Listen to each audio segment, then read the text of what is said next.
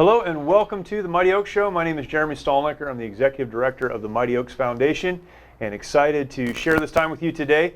Very, very special guest today, my wife, Susanne. So happy to have her on the show today. And we're going to spend a few minutes today talking about the women's program of the Mighty Oaks Foundation, but even beyond the women's program, ministering to women and helping women deal with trauma in their lives and many of the issues that we're able to help so many navigate through.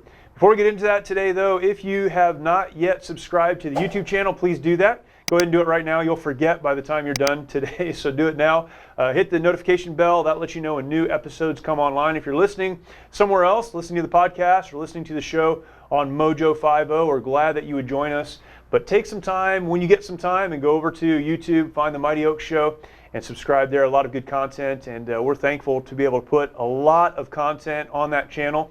And our goal really, as we produce the content, whether it's the audio versions of this show or so many of the things we push out on our YouTube channel, is just to provide the resources that so many folks who watch us and follow us need and can use to help themselves and others in their lives. And I hope that will be a help to you. So please subscribe and follow along. Glad to have you here today. And it is a privilege for me to be able to speak with my wife today. We have not yet had her on our show. And specifically talking today about ministering to women, and that is an area that you've done a lot of, and it's not always the easiest area to navigate. No. Susanne serves as the director of our women's program here at Mighty Oaks, and of course many folks are involved in that. Many of the ladies here in our organization, outside of our organization, are involved with that. But a lot of time spent learning how to minister to women. You've been doing that even before Mighty Oaks, though. Served as a pastor's wife, and my wife. I was the pastor. And in other ministry roles, ministering to women and helping women. A very unique area. So let's talk first about the development of the program, because it's a unique program. Last week, I spent some time talking about how we have a men's program and a women's program and the importance of having separate programs. And we can talk about that too, but talk about the development of the program. So 5 years ago, you and Kathy and some other ladies came together to begin developing what we have today. And that came kind of as a request from the Wounded Warrior Battalion here at Camp Pendleton in Southern California here. We had the men's program and we were working with the Wounded Warrior Battalion, and they asked us what we had for women. And at the time, we didn't really have anything for women. And from there, you guys started to develop the program that we have. Talk about that a little bit, when you started to develop it, some of those conversations and how it kind of evolved into what it is today. Yeah, so when we started, officially started when we had our very first women's program session was in the summer of 2014, July actually. And this past July, we were able to have our very first Women's Legacy Program session at our facility in Ohio. And the day that we started that session was the day of our 5th anniversary. So that was kind of cool. Yeah. But we did, the summer of 2014, have our first session. And before that, we had gotten together with the men's program team at the time. And they kind of walked us through, this is the curriculum that we're currently using for the men, kind of took us through like a mock program where they taught us the classes. We each did our own life plan. We called it Fight Plan then. Kind of went through the motions of a program, and we kind of each had to kind of do what the students were doing and all of that. And so we did that, and really just to show us how a program would run and how a program would work. And then during that time, we had the opportunity to look at the curriculum that the men were using at the time. And we decided, because we wanted to mirror the men's program, to go ahead and take that curriculum and kind of just adjust it a little bit for women. So a couple months later is when we had our very first program for ladies, and we only had like 6 students, I think, that session. And we really just took the curriculum that the guys were doing and we taught that. And we learned through that experience that while it did resonate with the women and they were able to get something from it, and because we used our testimonies, and everything that we do within our programs, as you guys probably have already talked about, is a testimonial based. And what does that mean, a testimonial based? So we basically just use the material in a class and we share it, but we use our own personal stories and testimonies to kind of support the material of the class. Right. It just makes it a little more personal, and especially from a woman's perspective, there's so many things that they're maybe dealing with that we can relate to. either as a spouse or as a veteran, but just as being a woman. There's just so many things that we experience and go through in life. And so we try to really share our own personal stories of things that we've been through that maybe has to do with the material that we're sharing in the class. And so we still did that in that program session, but we realized through that, actually the motions of doing it, that it may not be something that we want to continue to do in the future. Using the other curriculum, using the curriculum that the men were using. And so we did take the next, I want to say probably 6 or 7 months, and kind of rewrote that curriculum. We still took the same ideas, kind of like the themes, and that the men were teaching in their program as far as like life issues. Still keeping the one class on post-traumatic stress, and then the other classes were all kind of life issue type classes, but we adjusted them a little bit to be issues that would speak more to women. And so we kind of rewrote the curriculum ourselves that would resonate a little bit more with kind of some of the things that women specifically would be dealing with. And so after that, we had our next session was, like I said, 6 or 7 months later. Yeah. And since then, we've continued just to kind of grow and develop that to what it is today. And here we are. And here we are. So a lot of unique challenges with women that the men don't experience. Can you talk about maybe some of the unique things that women will deal with, or how they respond to things? One of the questions that we've had often, and again, this is what I tried to address last time, is you have a program for men and then you have a program for women. Why do you have to have 2 separate programs? So that's one question, and maybe you can talk about that a little bit.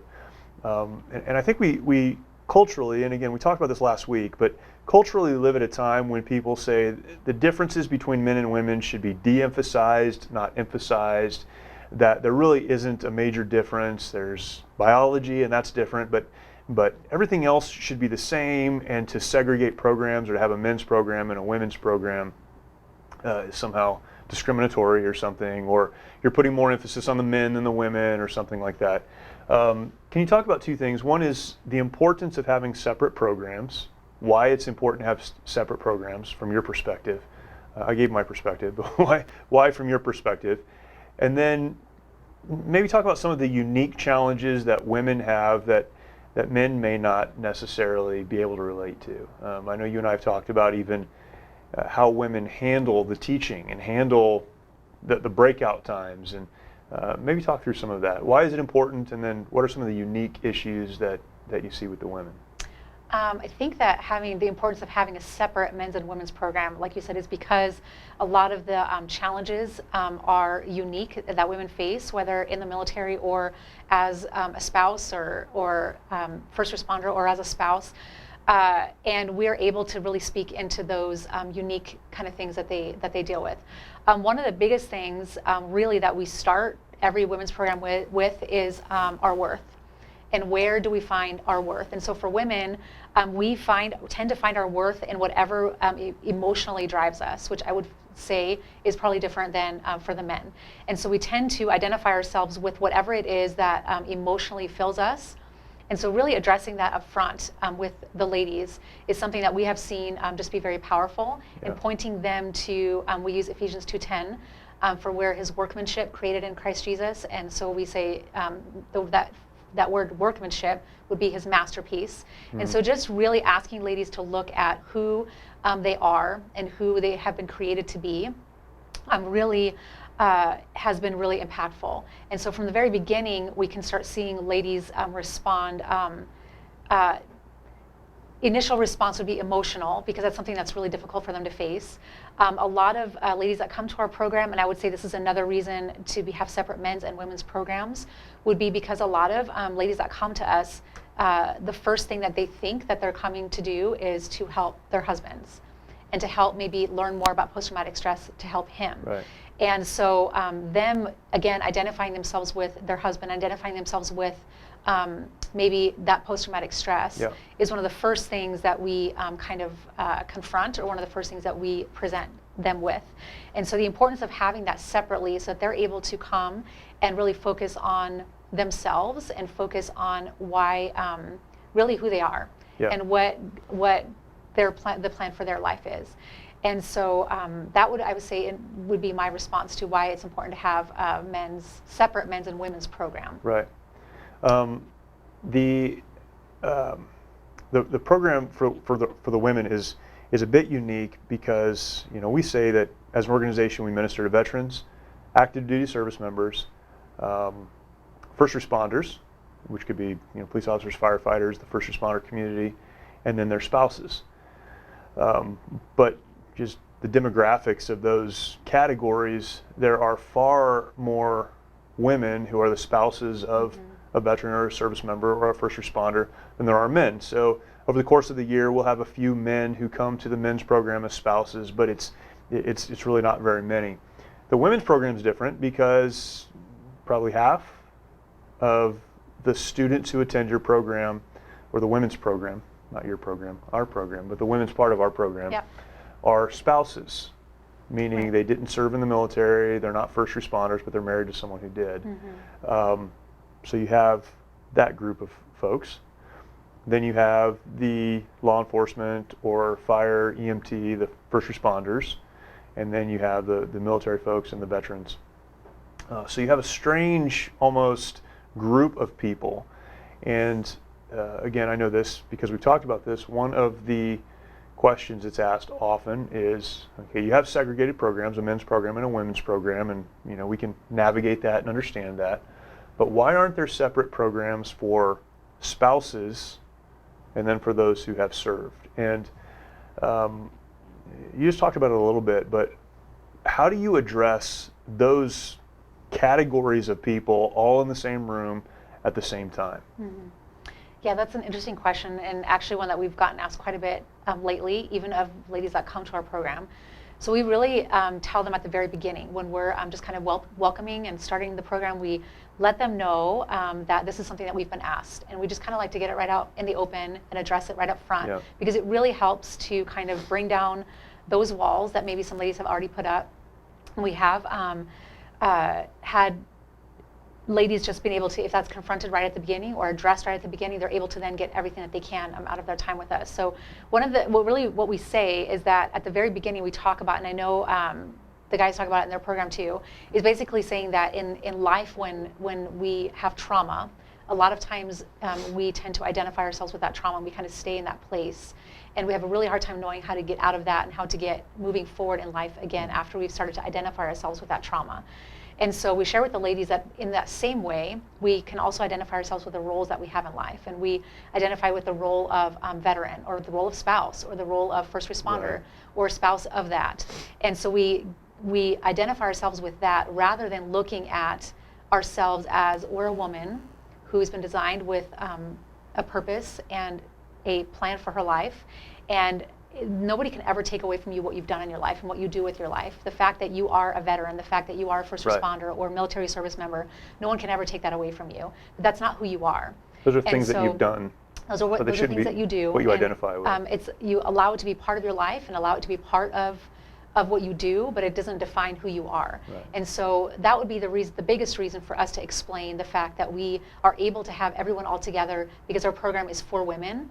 And really getting to the root of what that means for you and who God created you to be.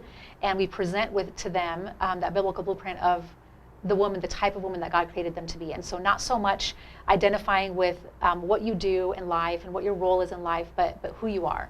And so that's really how we present that to them, and just having all the ladies together. Once we present it that way, once we say it that way, it really helps them to have a better understanding of, okay, well, now that I understand that, I can now better kind of go through these classes and process it in that way. Obviously, not every class is going to apply to everyone's specific role that they have in life. Maybe we have ladies come to us that aren't married. We have ladies come to us that are divorced, single, separated, and then we have married ladies as well. And so we just ask them to take everything that we present and see what they can get. There's something in every class that you can get. And so we also have a lady share testimony. We, at the beginning of every session, we have a lady share who maybe kind of felt that when she first came and maybe she's a veteran, maybe she's a first responder, and she thought, wow, like this program might not be for me because it seems like it's more for Right. spouses. Right. But then she's able to share what she was able to get out of her time with us, and even maybe some classes that didn't necessarily apply to her. And so really that testimony, someone sharing to them, I felt like this too, but this is what I was able to get out of when I opened myself up to maybe there's something here for me. Yeah. I really was able to get something out of it. And so us explaining it that way with the combination of someone sharing with them how they felt like that too, has really made a huge difference. Do you have anyone who digs their heels in and says, no, this really doesn't apply to me? Really, we haven't yet, since we've presented it that way. We were starting to get that, which is why we decided, we're just going to address this from the very beginning, right up front. And since we've implemented that, and then especially adding a testimony of someone that has experienced that same thing, we really haven't had anyone say, you know what, like, for real, like, I'm not going to get anything out of this because I cannot identify with anyone that's here. We haven't really had that issue since we've kind of started it that way. How important is the testimony for that? We have to break down kind of that barrier. Yes. Yeah. I can think of several very specific occasions when a woman has said that made the difference between her wanting to stay and wanting to leave. Right. We don't make anyone stay when they come to a program to us. We don't make them stay. You're not locking if they them want to in leave, or something. they can leave. Right. So when a lady says, I'm not sure that I want to stay, we have had some leave because they thought, this is not for me. But since we started presenting it that way, and then also having someone share a testimony of them having felt that way, it has made the difference between ladies staying and them wanting to leave. And we've had I can think of specific times where a woman has said that's what made all the difference for her. Being open to what we have to share, being open to staying and really taking it all in.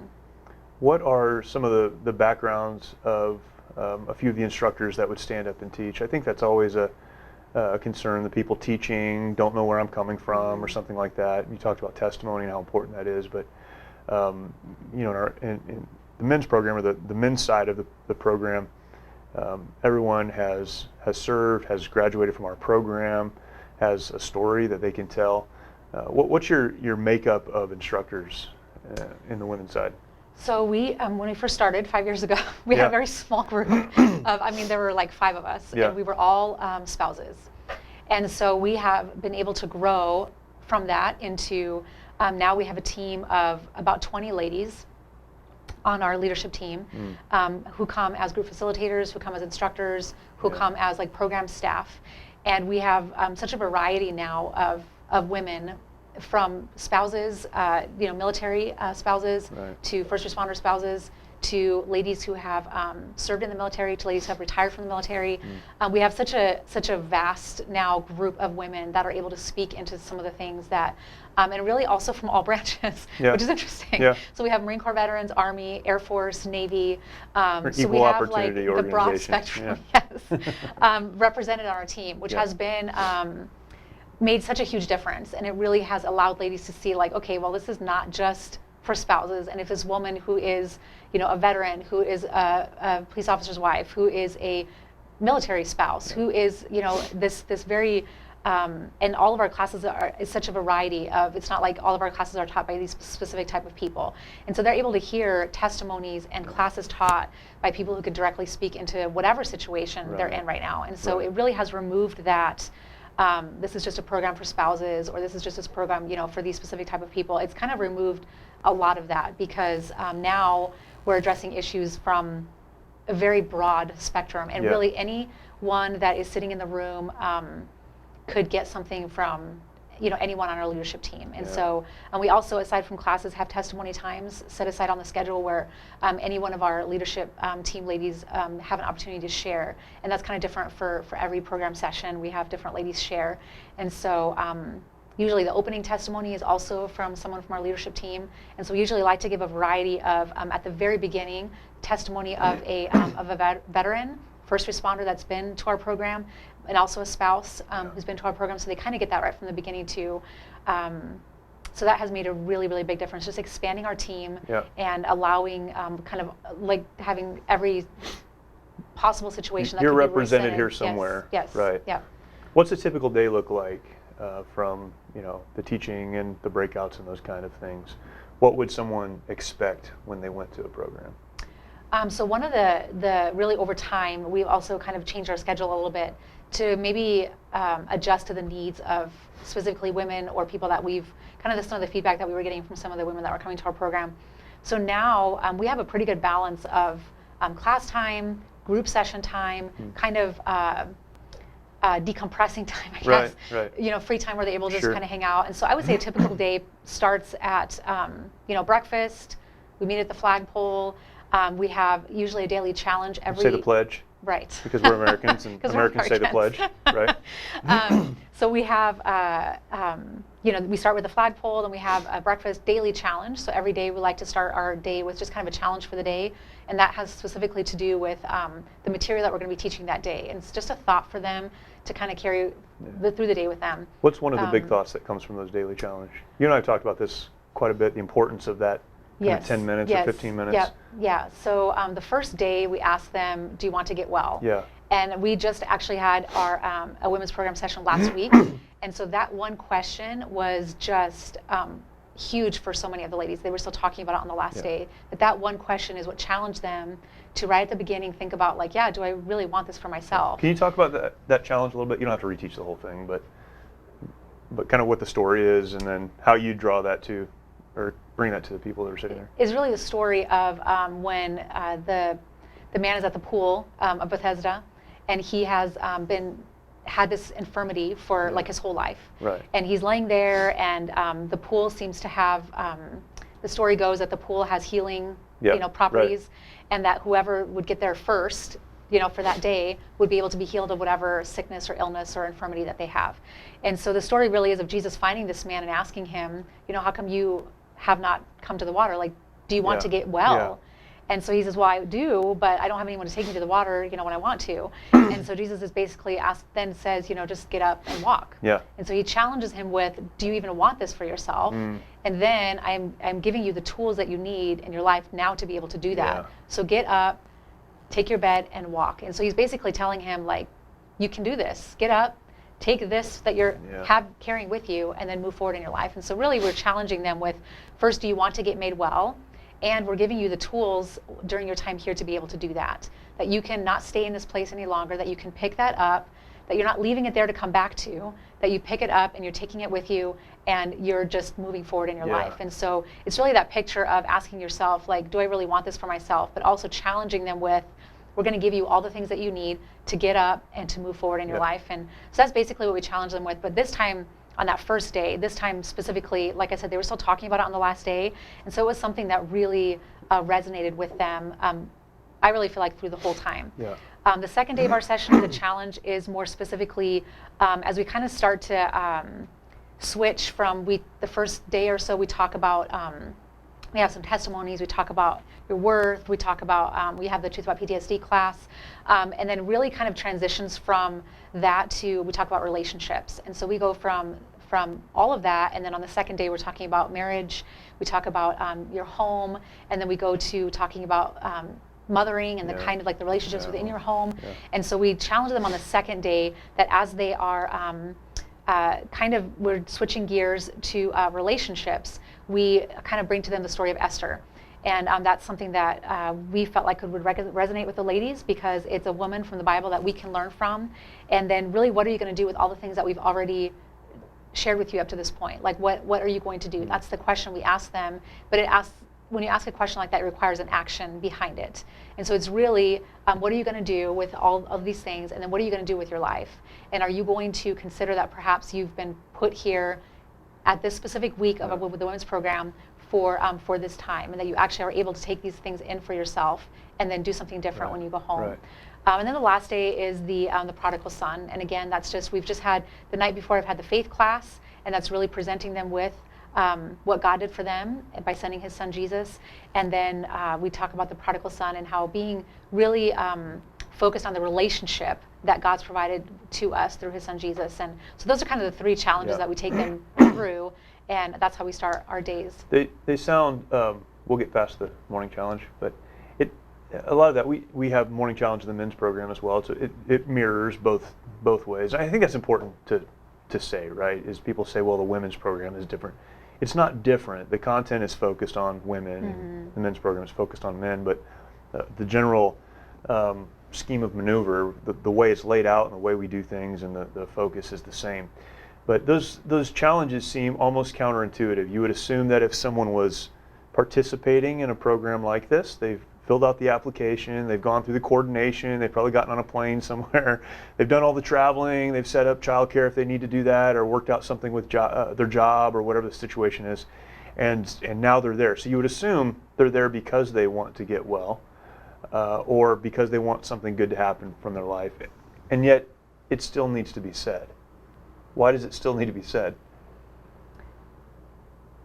I think that probably it needs to be said because when you've gone all through all those things, the planning, the preparation, now you're here, it can be really overwhelming when you're in a room full of women that you don't know. Right. And if you're a woman, you understand that probably one of the scariest things you can do is walk into a room full of women that you don't know.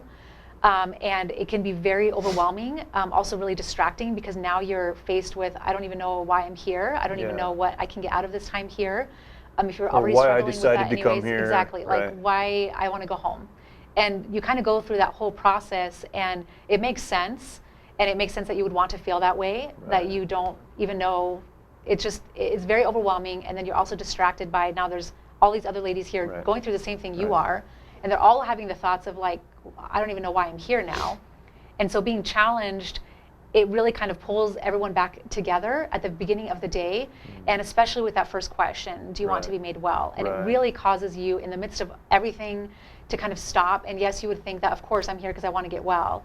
But sometimes that's not the case. Sometimes we haven't ever maybe stopped and asked ourselves that question, is do I really, really want to put all of these things behind me? Yes, they'll be part of my life, and it's not something that I can ever maybe completely put behind me, but do I really want to move forward? And do I want to really get to the place where I can say I'm well? One of the strange things to me, and it always has been, I talk about this sometimes, whether it's in church ministry or counseling ministry or in something like one of our programs, is that there are a lot of people that you wonder if they really do want to get better. Mm-hmm. It's almost as if they find some kind of strange, you can't explain it, comfort in the brokenness and the trauma and the hurt. Maybe it's because of what you said earlier, their identity's tied up in that. Maybe that's what it is. And they're afraid almost that if they get better, they're not going to know what to do. Mm-hmm. Yeah, that's a huge part of what we see with the ladies. And it's probably a good thing we're doing the show today because it's all very fresh in my mind from last week. Yeah. I mean, you got home yesterday. Yes. So, but it's, I can think of last week, several ladies that it's so hard to let go of that because you do carry it with you, and you have carried it with you for such a long time. To get to the place where you have to think for yourself, what if I don't have that anymore? What am I going to do? What do I have? Yeah. And it can be a really scary thing to take that step, and that's what we find. One of the things that we do on the first day after we ask them that question, we present to them. We have a class on your worth and kind of what that looks like for you, and then after that they go on a reflection walk. And so we have found that during that reflection walk time is the first time in a really long time that maybe they have had quiet. And if you've been to Sky Rose Ranch, but if anyone that's listening 80 or 90 times. Has been to Sky Rose before, it's beautiful, but it's very quiet. Right. And so that can be scary sometimes too if you've never really had to sit there with your thoughts. But all of that combined, that reflection walk is very powerful. And last week especially, there were so many ladies that were saying, that is one of the most powerful things I've ever done, to have that time to myself in a quiet place where I can actually think through all these things and go through the process of what happens if I say, yes, I want to be made well. Yeah. What happens if I don't carry this stuff with me anymore? Like, who am I going to be? And what is that going to look like for my life? And so it can be a really scary thing, but it can also be a really powerful thing. And so then kind of going through that process, especially on that first day, setting it up that way for the rest of the week has just been a really, really powerful thing. I know this is, again, taking us on a different trail, but as you were talking about that, it made me think of many of the folks who graduate from our program, men or women, it doesn't matter. They will make a decision to get well, and they'll make a decision to do right and maybe to repair some relationships at home. Every situation is a little bit different, but they'll make those decisions to get up and to begin moving forward again. And then they go back home to a spouse that maybe even was praying that they would get better, maybe they're the one that filled out the application in the first place. They've really been pushing for this. But then when that husband or wife begins to change, they don't like the change. Mm-hmm. And that almost seems perverse in a way. Yeah. You wanted them to get better, and now they're getting better, but you don't like it. Is that tied to the same thing? It's tied to the identity. I've been the spouse of a person who's been broken. I found my identity in that, and now they're changing, so what does that mean for me? Yeah, we've seen that quite a bit in ladies that come to our program whose maybe husbands have just been, if they're married, if they're a spouse whose husband has just been to one of the men's programs, Right. and they will say, I was really hoping that things would change for us. I was really hoping that our marriage could be restored. I was really hoping that our family could come back together as one. And then their husband decides to do those things that they've been hoping and praying for this whole time. Right. And they come back from a men's program, come home, and start implementing the things that they have learned and some of the tools that they've been given. They start putting those into practice in their life and in their marriage and in their family. And the wife is almost like, hang on a second, like this is not Right. going to work for me. Sure. And really it's because, yes, we've identified ourselves as that for such a long time. We've hoped and we've prayed and we've wanted them to get some help for such a long time, and then it's happening and we don't really quite know what to do with that. A lot of times too, there is that, he just wants to like move forward from that without addressing maybe some of the things that I have been dealing with all this time. He just wants to forget all that. How he's hurt us, or and he doesn't even something. want to talk about it. Right. And so that's something that a lot of times that we find when women come to us, like, how do I now do that? And yeah, I think it really is that this has been such a part of us for such a long time that we don't even know how to function without it being a part of us. Yeah, it doesn't make sense, but we No. see it happen Yeah. again and Yes. again and again. Yes. And I guess that's why people need to come to a program where they can be pushed, kind of almost backed into a place where they have to Yeah. make those decisions. Yeah. And they come out on the other side happy they did. Yeah. So, okay, so we've gotten to the first thing, the morning challenge, and then I took us off course. And then there's a class you teach on, what are some of the subjects that are covered over the course of the week? We have a class on, like I already said, your worth. We have the truth about PTSD. We have a class on marriage. We have a class on your home. And really that class is more about like home relationships, not really. Not managing your house. Right, but yeah. right. And that's a little bit addressed in the class, but it's more about how to manage it in such a way that the relationships can be healthy. We have a class on faith, and that's really just presenting, it's like legacy, what is going to be left when you're no longer here, and what is that found in. Yeah. And then mothering, well, that's again more just talking about specifically the relationship of a mom to her kids, and that's really because it's a women's program. Sure. And most of the ladies there, if they have kids, they're moms.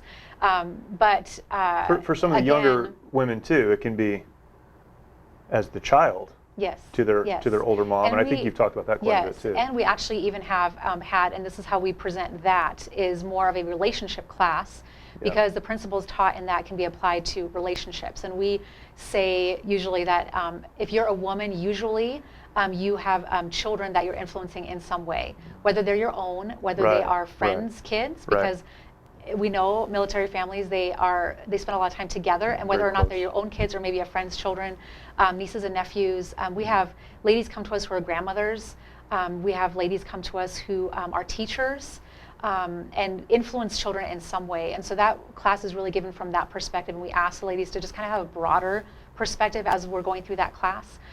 So those would be those would be kind of the classes that we go through during a week.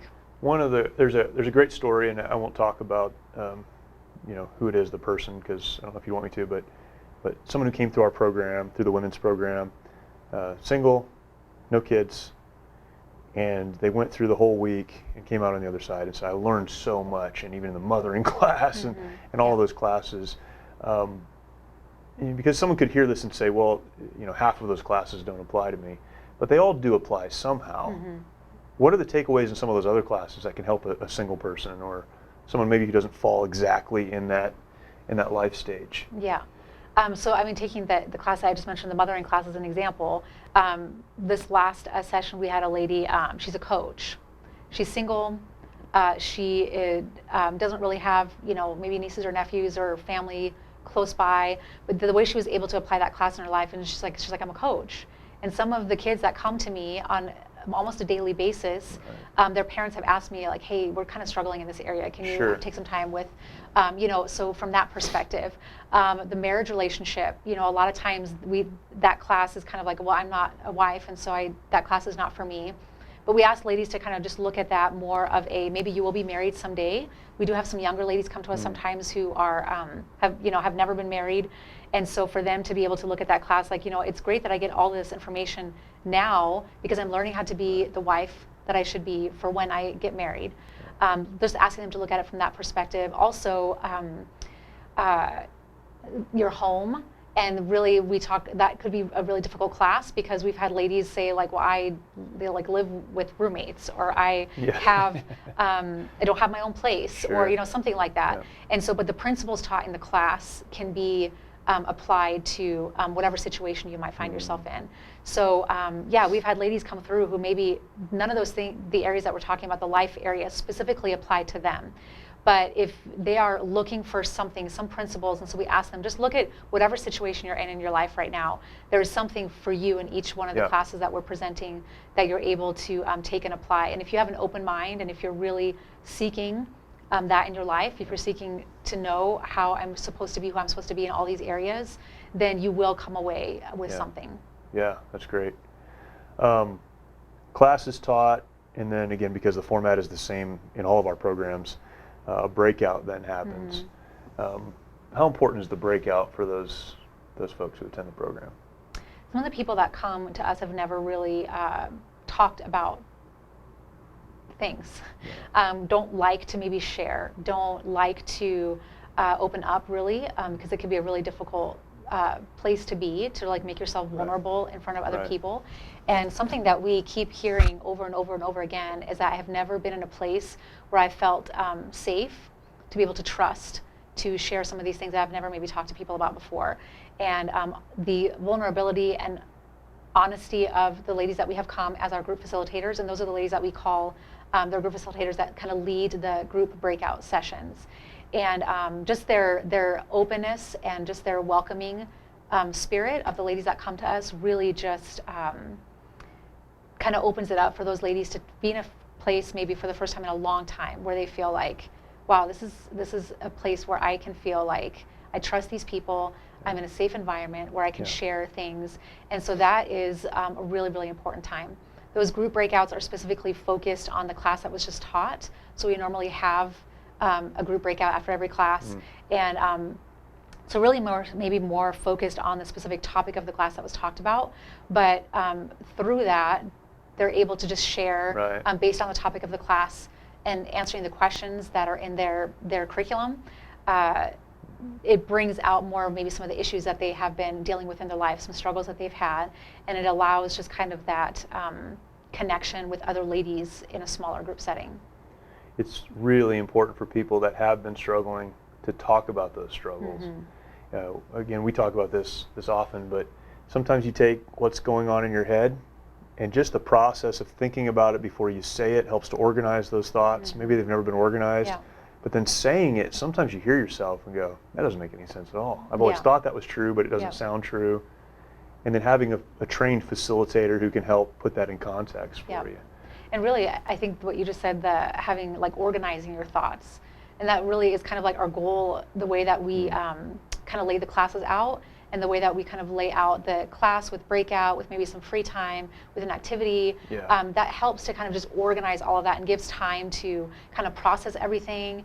And if there are things that they've never really kind of put down on paper or put to words. Never dealt with these things. Right. It really, really helps just the way that all of it is organized to really help them to kind of go through that process for themselves. You've been a part of church women's ministry and this ministry or this process. You still are involved in church women's ministry and teach women in church and church settings and women's meetings and those kind of things.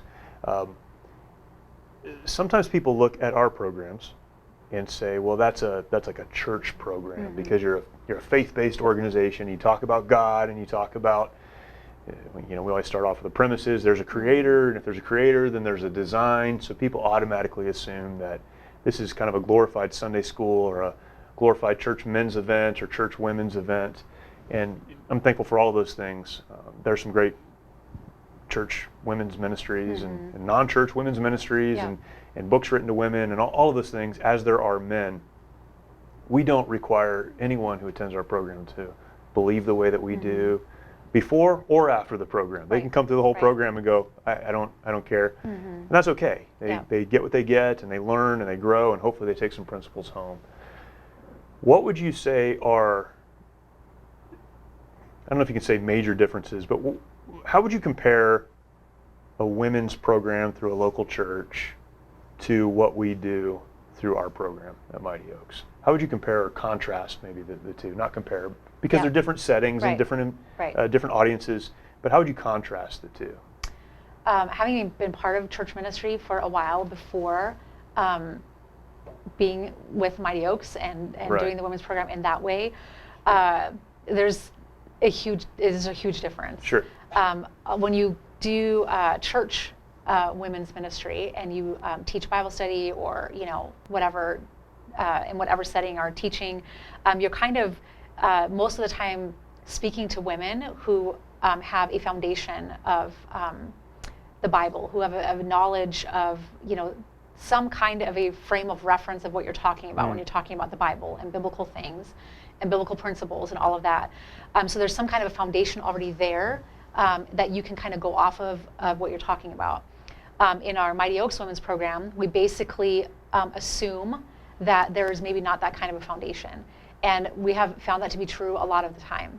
So that was one of the things that was the most shocking for me, is being part of this program, is that there are women who come to us who say that they've never heard a clear gospel presentation ever before. And to me, that was really surprising at first, because there's no frame of reference whatsoever. And so the way that we teach our classes and the way that we present the material is as if we just present it very basically. It's as if there is no foundation. We have very little understanding of the Bible, and that's not always the case. I would not say that's the majority of the women that come to us.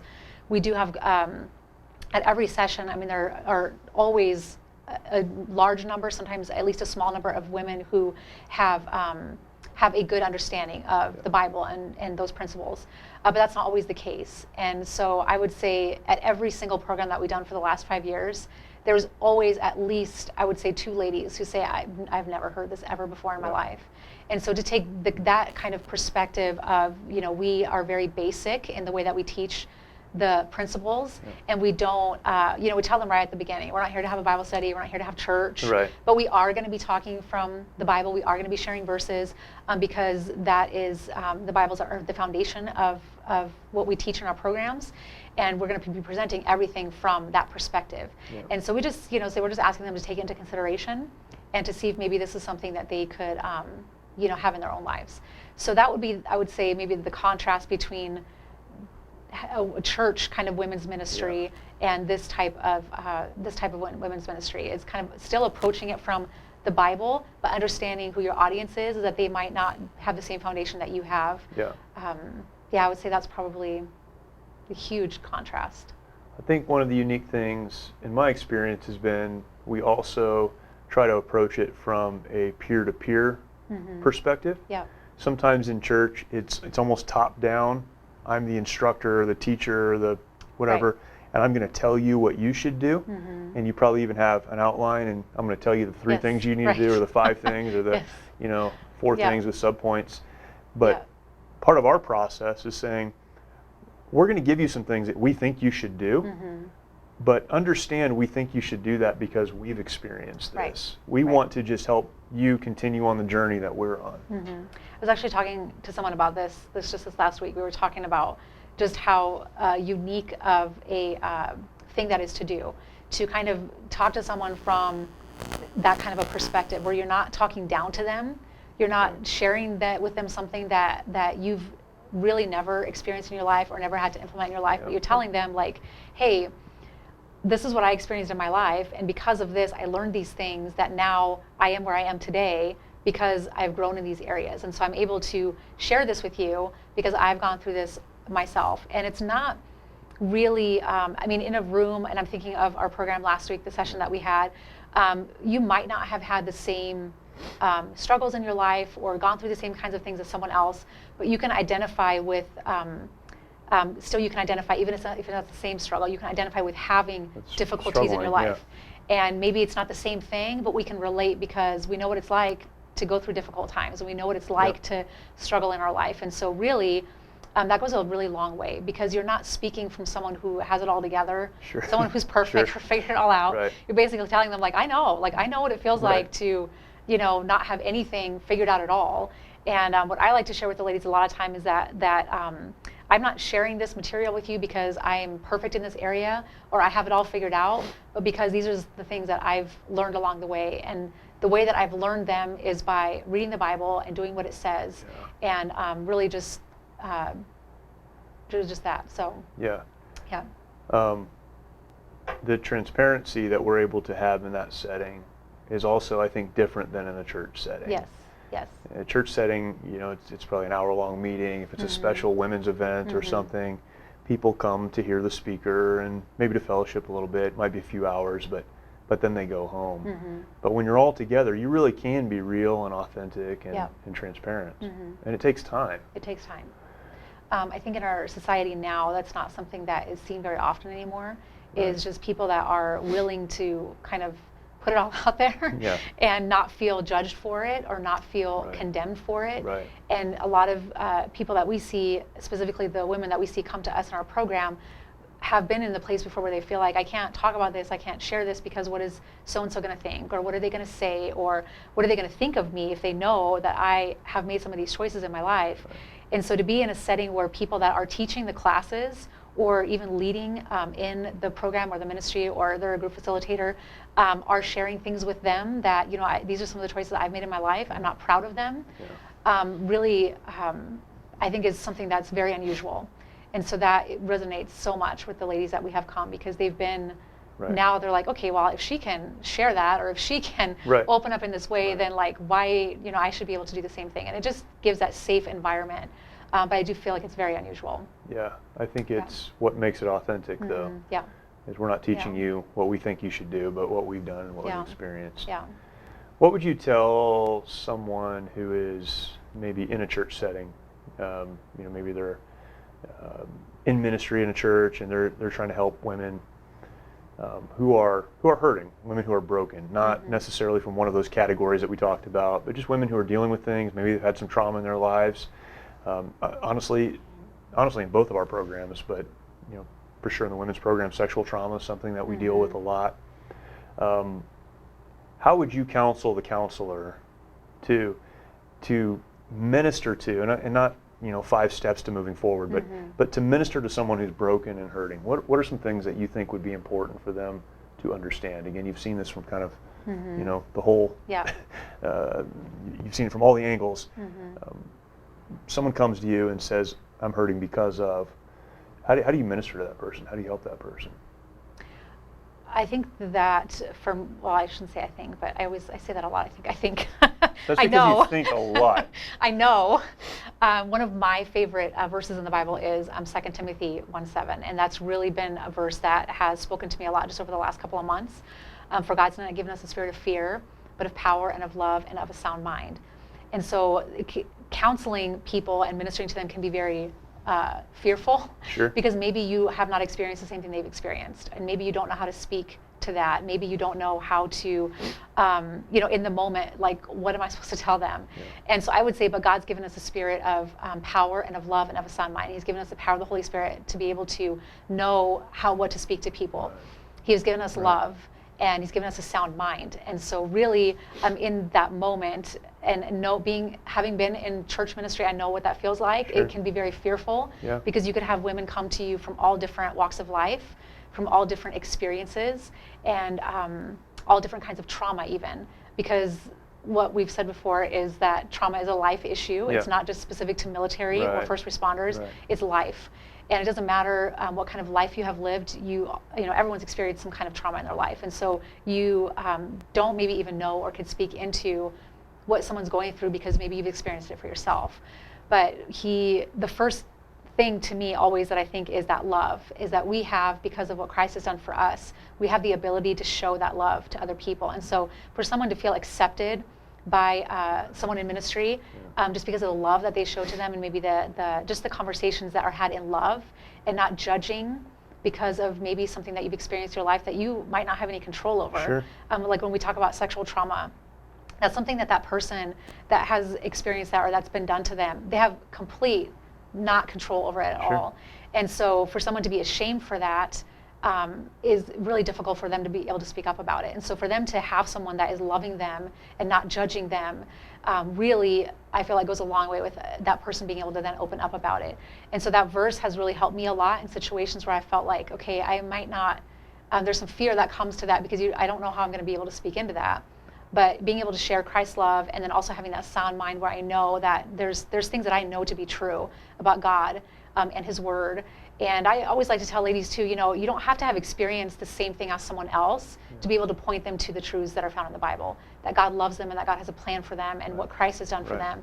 And so really just kind of having that perspective can really put someone's mind at ease, I guess, when you're ministering to all different kinds of ladies, and just knowing that God's equipped you to do what you need to do and to be in that place where you are, and He's equipped you to be able to share with the ladies that you come in contact with. Yeah. So on the other side of it, you're speaking to the person who is, the broken person who's hurting, and again, hurt comes in all shapes and sizes and all forms, and some people look like they have it together and they're pretty broken on the inside. But where do you find hope, or how would you offer hope? What is hope for that person they don't know where to go from here? What is the hope? The hope is that there is a plan for your life, and that in spite of all these things that you have experienced in your life, and most of the time probably because, like I said, there's nothing that you can even have control over. But that's the beauty of it too, is that you don't have to be responsible for someone else's the things that they have done to you.